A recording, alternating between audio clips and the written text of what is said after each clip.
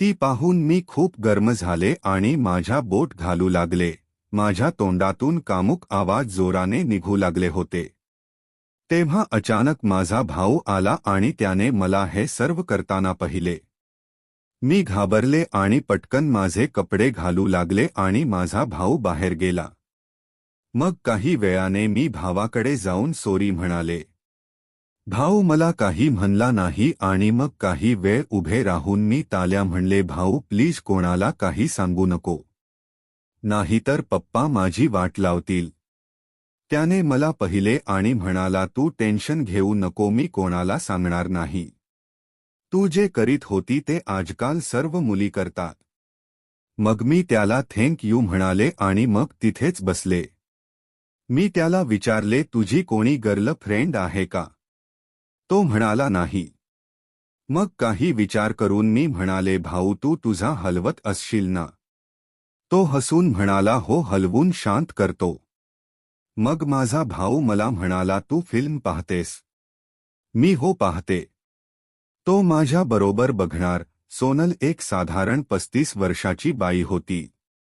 तिला मी पहिल्यांदा बघितले तेव्हा ती आमच्या इथे आधी काही आली नव्हती. मला आज पण तो दिवस आठवतो जेव्हा ती आली होती. निळ्या रंगाच्या साडीत ती त्या दिवशी होती. तिची साडी तिच्या उंची राहणीमानाची ओळख करून देत होतेच. तिला बघून ती मोठ्या घरातील बाई असेल हे सांगायची काहीच गरज नव्हती. तिने केस मोकळे सोडले होते. ते केस वायाच्या झुळकी बरोबर मध्ये मध्ये तिच्या चेहऱ्यावर येत होते आणि ती सतत त्यांना बाजूला करून तिला होणारा तो रोमँटिक त्रास थोडा कमाई करू बघत होती. ऐन उन्हातून ती आली असल्याने तिच्या गोया रंगला ते ऊन काही सूट होत नव्हते ते तिच्याकडे बघून लगेच समजत होते. कारण एकतर तिने डोळ्याला गॉगल घातला होताच, पण जेव्हा ती आत आली तेव्हा ती कमालीची लाल झाली होती. म्हणजे ती किती गोरी असेल याचा अंदाज तुम्हाला आला असेलच. तिची साडी तिच्या शरीराला अशी काही घट्ट चिकटून बसली होती की त्यातून तिचे शरीराचे एक आणि एक अवयव अगदी स्पष्टपणे उठून दिसत होते मला. मी लांबूनच तिला बघत होतो. पण तरीही तिची फिगर अशी होती हे मी लगेच ओळखले होते. ती तिच्याच तंद्रीत होती आणि काहीतरी वस्तू घेत होती. पण तिला बघताच क्षणी का कोणास ठाऊक पण मला तिच्याबद्दल प्रेम निर्माण झाले होते. आता ते प्रेम होते की वासना हे माझे मलाच माहीत होते, कारण तिला बघून माझा केल लगेच वळवळ करू लागला होता. म्हणजे ते प्रेम कसले होते ते तुम्हाला समजले असेलच. तिच्या मागे मागे मी जात होतो आणि ती काय काय करते ते बघत होतो. एका रॅकच्या इथे ती वाकली आणि त्याच वेळी तिचा पदर खाली निघून पडला. माझ्या नजरेने ते लगेचच टिपले आणि मी तिची ती भरदार छाती बघायचा चान्स अजिबात सोडला नाही. ती जशी खाली वाकली तसे तिचे पोट एका बाजून ओपन झाले आणि त्यातून तिच्या कमालीच्या बेंबीचे दर्शन मला झाले. तिच्या गादीच्या गोलाकार आकारला बघून तर मी खूप वेळ पुढे तिला निरखत उभा होतो. तिला पाहिजे ते माल मिळत नव्हते ते बघून मग मी पुढे गेलो आणि तिला म्हणालो, मॅडम मी काही मदत करू का? ती माझ्याकडे रोखून बघत मला म्हणाली, अरे तुम्ही इथे कामाला आहात का? मला वाटले तुम्ही पण कस्टमर आहात. असे देखणे लोक इथे कधीपासून कामाला लागू लागले असे म्हणून ती माझ्याकडे बघून हसू लागली. मी पण तिच्याकडे बघून हसू लागलो आणि तिला मी पाहिजे ते कुठे आहे ते सगळे घेऊन दिले. तिला जे पाहिजे ते मिळाल्याने ती निघून गेली आणि मी माझ्या कामात लागलो. पण काही केल्या माझ्या मनातून काही ती जात नव्हती. असेच 2-4 दिवस झाले असतील नसतील तोच ती पुन्हा एकदा तिथे आली. ती आली ते सरळ माझ्याकडे आणि तिने माझ्याकडे एक लिस्ट दिली आणि मला म्हणाली, मी इथेच बसते. प्लीज मला हे सगळे काढून द्याल का? खरे तर असे करणे अलाउड नव्हते. पण तिच्यासाठी मी ते पण केले. ती माझ्यावर खूपच जास्त खुश झाली. तिने माझा नंबर घेतला. ती बोलताना माझ्या बॉडीकडे सतत बघत असायची. ती आत येतानाचे नजर आणि मला बघताना ही नजर यात होत असलेला फरक मी लगेच ओळखू शकतसे. ती माझ्याकडे अशी काही बघत असे की ती मला आता मिठी मारते की नंतर असे मला वाटू लागले होते. ती माझ्यावर खुश झाली होती. एकदा तिने मला फोन केला आणि ती मला म्हणाली, "अरे ऐक ना, मी तुला एक लिस्ट पाठवली आहे. ते सामान काढ. पण मला काही आज येणार नाही. माझ्याकडे काही गाडी नाहीये. तू प्लीज आज माझ्या घरी येऊन सामान देशील का?"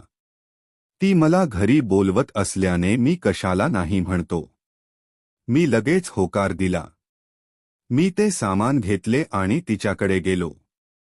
तिचा फ्लॅट खूपच मस्त होता आणि ते बघतच मी तिच्याकडे बघत होतो. तिला साडी काहीही म्हणा पण खूपच सुंदर दिसत असे. त्या दिवशी पण ती तशीच दिसत होती. तिच्या उत्तान बॉडीचे ती पुरेपूर प्रदर्शन करत होती. तिने मला चहा दिला आणि मला म्हणाली, "अरे ते सामान मला लावून देशील का? कारण माझ्याकडे जागा खूप कमी आहे आणि सामान खूप जास्त आहे. तुला तर याची सवय आहे. त्यामुळे तू जर मदत केलीस तर थोडे बरे पडेल बघ." मी लगेच होकार दिला आणि ती मला घेऊन आत किचनमध्ये गेली. मी तिथे असलेले एक स्टूल घेतले आणि वर चढलो. वर चढून मी ते सामान लावत होतो आणि ती खाली उभे राहून मला वस्तू देत होती. ते करत असताना माझी नजर जेव्हा तिच्याकडे गेली तेव्हा वरून मला तिच्या छातीचे ते गोळे पूर्ण आतपर्यंत दिसत होते. तिचे फक्त दिसायचे बाकी होते.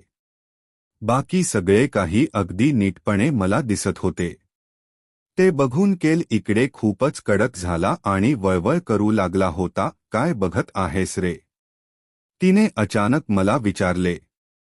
"काही नाही, आपले असेच." मी असे म्हणताच ती मला म्हणाली, "अरे बघायचे असेल तर नीट बघ ना." असे म्हणून तिने तिचा तो पदर बाजूला केला आणि तिची छाती ओपन केली. ते बघून मी मग झटकन स्टूलवरून खाली उतरलो आणि तिच्यावर तुटून पडलो. तिचे मी लागेचच चुंबन घेऊ लागलो. "थोडे फास्ट कर. हे यायची वेळ झाली आहे." ती मला म्हणताच मी लगेच तिला माझ्या जवळ ओढून तिच्या छातीला माझ्या हाताने जोरजोरात दाबू लागलो. तिचे मी तिच्यामधून मोकळे केले आणि त्याचे मी माझ्या तोंडात घेऊन त्यांना चोकू लागलो. तिचा हात तर माझ्या केलावरून केव्हाच फिरायला चालू झाला होता. ती तर माझ्यापेक्षा पण जास्त गरम झाली होती. तिने मला बाजूला केले आणि माझा बाहेर काढून ती त्याला चोकू लागली. तिचे तोंड एकसारखे मागे पुढे होत होते व तिने माझ्या चोकून ओलेचिम तर केले होतेच पण खूप कडक केले होते. तिला मी पूर्ण करू शकत नव्हतो. तिची साडी मी वर केली आणि तिला खाली झोपवले. तिचे दोन्ही पाय मी बाजूला केले आणि तिच्या पपाईत मी माझा कचकन कोंबला.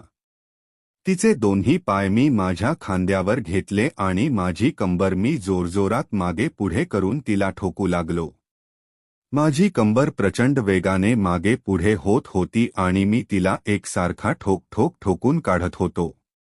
खूप वेळ तिला मी ठोकून काढले आणि मग माझे सगळे पाणी मी तिच्यात सोडले आणि मग कुठे आम्ही दोघे पण शांत झालो.